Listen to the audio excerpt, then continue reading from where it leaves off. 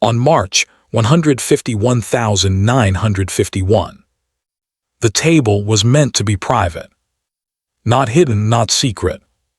Just quiet enough that men could lower their voices without lowering their guard. The restaurant sat off Lenox, the kind of place that didn't rush you. Thick curtains, heavy chairs, plates that stayed warm longer than the conversations. The staff knew who to look at before asking questions. They always did. Bumpy Johnson sat with his back straight, coat still on, hat set beside him like it might be needed again soon. He hadn't ordered yet. He never rushed the table. Food could wait. People couldn't. Across from him, the man kept smiling. It wasn't a loud smile, not cocky, not drunk. It was worse than that. It was practiced.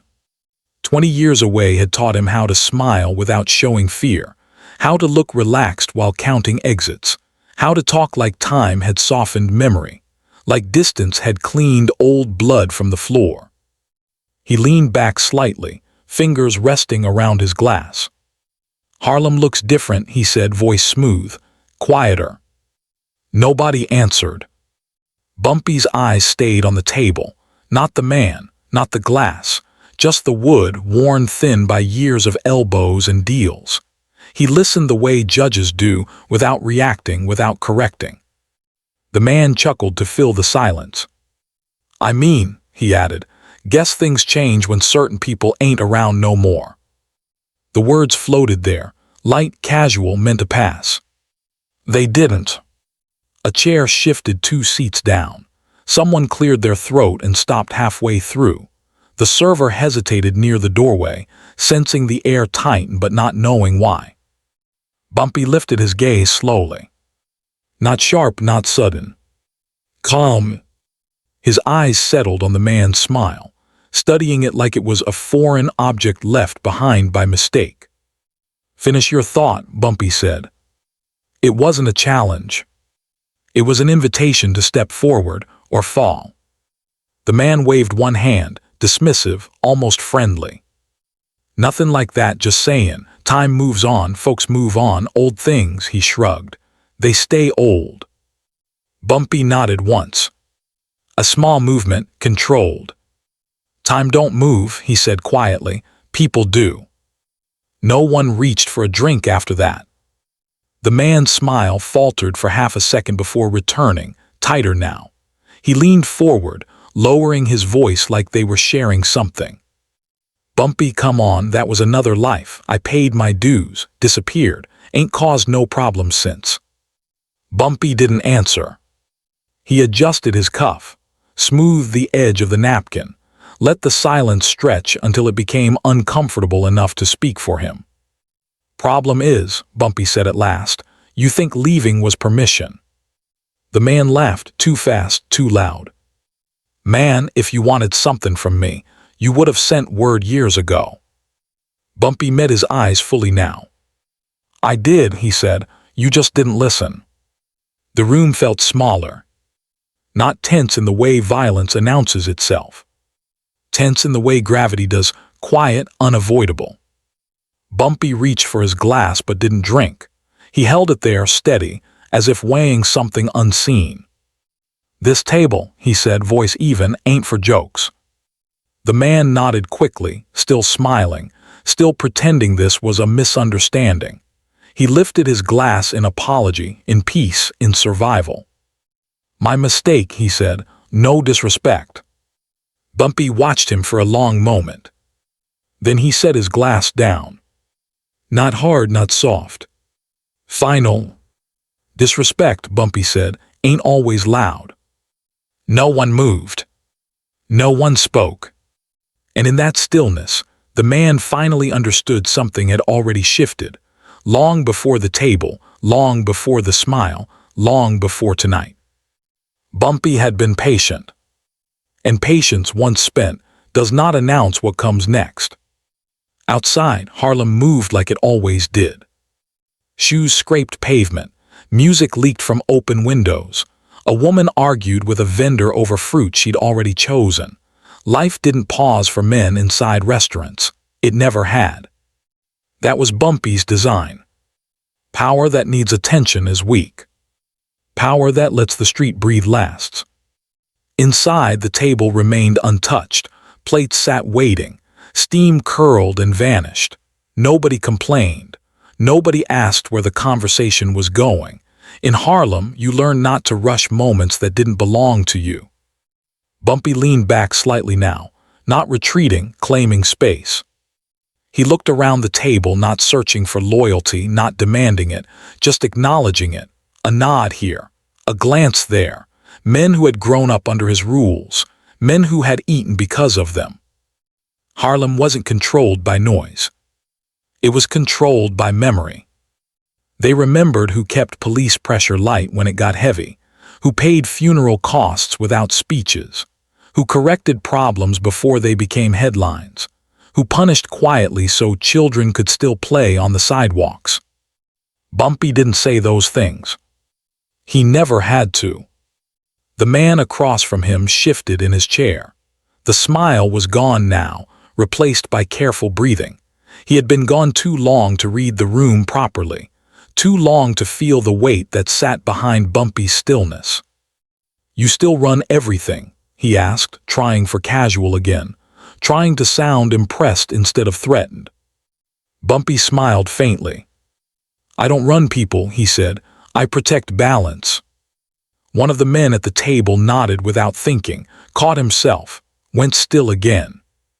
Balance meant nobody got greedy enough to starve the block. Balance meant disputes ended before bullets did the talking. Balance meant Harlem stayed Harlem, loud, proud, alive. The man swallowed. "I never crossed Harlem," he said quickly. "You know that." Bumpy tilted his head. "You crossed trust," he replied. "That's worse." A waiter finally approached, hands steady but eyes careful. He looked at Bumpy first, always Bumpy. "Anything you need, Mr. Johnson?" Bumpy didn't look away from the man across from him. "Not yet," he said. The waiter nodded and disappeared. The absence of fear in the exchange said everything. This wasn't a man people argued with. This was a man they checked with before moving forward. The man's voice dropped. "I stayed gone for a reason," he said. "I respected what you built." Bumpy's eyes hardened, not with anger but with clarity. "Respect," he said, "ain't distance, it's accountability." Harlem had taught him that lesson early. You didn't earn standing by leaving messes behind. You earned it by facing them, quietly, fully. The man looked around the table now, realizing no one was on his side. Not because they hated him, because loyalty had already been decided long before he walked back into the neighborhood. Bumpy folded his hands. "This city don't forget," he said. "It waits." The words weren't a threat. They were a reminder. And the man finally understood something else. Harlem wasn't judging him tonight. Bumpy Johnson was.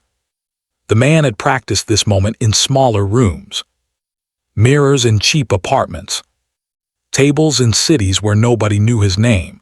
He'd imagined Bumpy older, slower, maybe softened by time, maybe satisfied enough to let old things stay buried.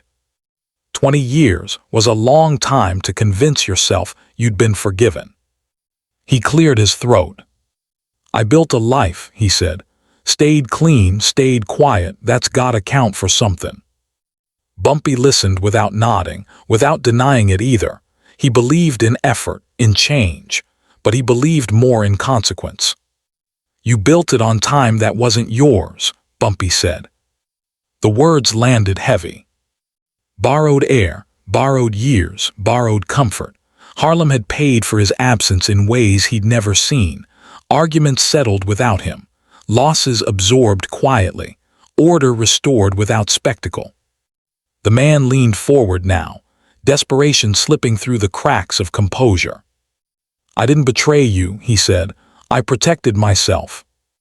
Bumpy's gaze didn't waver. "Men who protect only themselves," he said, "don't belong to anything." The table felt colder. This wasn't anger speaking. It was principle. Harlem had survived because men like Bumpy placed loyalty above fear, because they stayed when staying was dangerous. The man shook his head slowly. "I thought if you really wanted me, you'd come get me." Bumpy exhaled through his nose, almost a sigh. "I wanted you to come back," he said. "Big difference." Silence followed. 20 years ago, walking away had felt like survival. Tonight, it felt like abandonment catching up. Every quiet year now looked less like mercy and more like debt piling interest. Bumpy reached into his coat, not fast, not slow, just deliberate. The motion alone tightened every chest at the table, but he didn't pull anything out. He adjusted the lining, settled back. "You mistake patience for forgetting," he said. "That's common." The man's voice dropped to a whisper. "So what do you want from me?" Bumpy looked around the room once more, at the men who stayed, at the space that still belonged to him without question, at the order that existed because lines were respected. Then he looked back. "I want you to understand," he said, "that freedom ain't the same as escape." Outside, a car horn sounded. Someone laughed on the sidewalk. Life continued, indifferent to the reckoning forming inside. The man nodded slowly, eyes wet now, pride gone. "I understand," he said. Bumpy studied him. "No," he replied, "not yet." And in that quiet correction, the weight of 20 borrowed years finally came due. Pressure didn't arrive all at once. It settled, like smoke that finds every corner, every breath. No shouting, no slammed fists, just the slow understanding that the room no longer belonged to him. The man sat straighter, then slouched, then straight again, his body searching for a position that felt safe. None existed. Bumpy didn't move. That was the pressure. He had learned long ago that stillness unsettles louder than threats. A man shouting gives you something to react to. A calm man leaves you alone with your thoughts. The man glanced toward the door, not long enough to be obvious, long enough to betray hope. Bumpy noticed. He said nothing. One of the men at the table leaned back, folding his arms. Another rested a hand flat on the table, fingers spread, not reaching for anything, just occupying space. Territory. This wasn't a trap. It was worse. It was consent. Everyone in the room had already agreed how this would go, even if the ending hadn't shown itself yet. The man swallowed again. "If this is about money," he said, "I can make it right." Bumpy finally shook his head. "You think money fixes absence?" he asked. "Fixes doubt." His voice wasn't sharp. It was disappointed. That carried more weight. The man's shoulders sagged. "I didn't know how to come back," he said. Bumpy leaned forward slightly now, not aggressive, intent. "You come back by standing where you left," he said, "not by pretending the floor moved." Silence returned. In that silence, the man felt something worse than fear. He felt small. Not because Bumpy humiliated him, because Bumpy refused to, because the respect he once had was still being offered, conditional, measured, heavy. Pressure with dignity. The kind that asks one question: what kind of man are you now? Bumpy's eyes softened just a fraction. "Harlem don't need blood to remember," he said. "It needs honesty." The man nodded quickly. "I'll do whatever you say." Bumpy considered that. "Careful," he replied. "That's how men lie to themselves." The room exhaled together, not relief, recognition. This wasn't a negotiation, it was an accounting. And somewhere beneath the calm, beneath the restraint, everyone at the table understood something was about to be placed where words could no longer reach. Not yet. But soon. Bumpy reached into his coat again. This time, he didn't adjust anything. The movement was unhurried, almost polite, as if he were retrieving a pen or a folded note, something ordinary enough not to cause panic until it did. Metal touched wood. A soft sound, controlled, intentional. The pistol rested on the table between the plates, not pointed, not raised, just present, where a centerpiece might have been if this were a different kind of dinner. No one gasped. No one reached. That was the rule. When Bumpy placed something down, you let it speak first.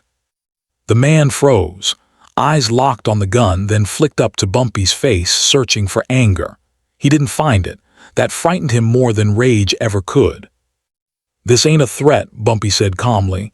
"It's context." The words settled deeper than any shout. The pistol wasn't there to kill him. Everyone at the table understood that instantly. If Bumpy wanted him dead, the table wouldn't exist. The conversation wouldn't exist. He wouldn't exist. This was restraint made visible. A reminder of what had been held back. "You lived 20 years, Bumpy continued, voice steady, "because I decided you would."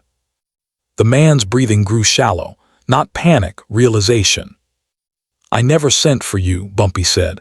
"Never hunted you, never spoke your name out loud."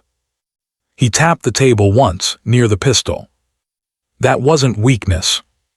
The man nodded, tears finally breaking free. He didn't wipe them away. He didn't look down. He accepted them the way men accept truth when there's nowhere left to hide. "I was wrong," he said. Bumpy studied him for a long moment, measured the words, measured the man. Then slowly, deliberately, he slid the pistol a few inches closer to the man. Not into his hands. Just closer. "You thought you escaped," Bumpy said. "What you really did was borrow my restraint." The room felt impossibly quiet now. Even the city outside seemed to hold its breath. Bumpy leaned back. "I'm still restraining myself," he added. That was the lesson. Not violence. Not mercy. Control. The man reached forward, not for the gun but to push it back, gently. Respectfully, like returning something sacred. "I understand now," he said. Bumpy watched him do it, watched the choice. Then he nodded once. The pistol stayed on the table, unmoved, unused. And everyone present knew the balance had been restored, without a single shot, without a single raised voice. The pistol stayed where it was until the plates were cleared. No one rushed that either. Bumpy didn't touch it again. He didn't need to. Its work was done the moment it was understood. Power, once recognized, doesn't require repetition. The man sat quieter now, smaller but not broken. That mattered to Bumpy. Harlem didn't need more ghosts. It needed men who remembered why they were spared. When the check came, Bumpy reached for it without looking. "No," the man said quickly, "please." Bumpy paused, then let him pay. That was the consequence. Not blood, responsibility.